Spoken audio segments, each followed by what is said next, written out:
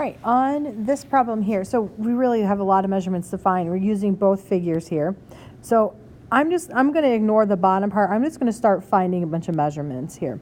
So I know arc AB here is 62, which means that angle ADB, this is an inscribed angle. It has to be half of 62, so that's going to be 31.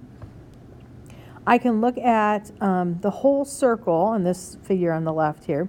I know the arcs all have to add up to be 360. The only thing I'm missing here is arc CB. So I can take 360, subtract what I know, that's 118.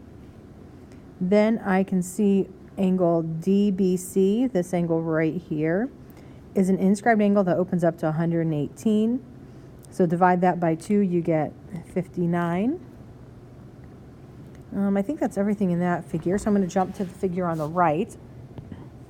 Okay, so the figure on the right, first thing I did is I looked at angle U. Okay, so if I look at this inscribed angle U, I noticed that it opened up to arc RT here. Okay, so it's an inscribed angle that opens up to a 100-degree arc. That means U, there has to be half of it, or 50.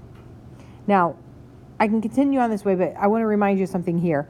Opposite angles in a cyclic quadrilateral are supplementary. So I know if U is 50, that means S has to be 130.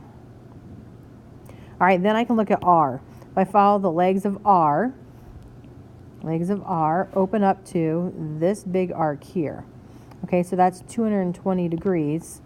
So R has to be half of that, so it's going to be 110 degrees. Right, and then R and T again have to be supplementary, so that means this T here has to be 70 degrees. All right, so let's see if we can answer some questions down below. So let's see. From the angle, or the circle on the left, angle ADB we said was 31. All right, arc AC, okay, so I got to figure out which way to go here. If I go to the left, that's going to be 180. If I go to the right, that's 180. So in this case, I didn't have to make any decisions. But keep in mind, if I would have gotten 200, then I know I really needed to go the other way around because it's listed with 2 points. It's named with 2 points, so that means it should be less than 180. All right, angle T. Angle T from the right-hand side then is 70 degrees. Arc BC is over here on the left, that's 118. Angle R on the left is 110. Angle U is 50. Angle BDC on the left over here, BDC we have marked, that's 59.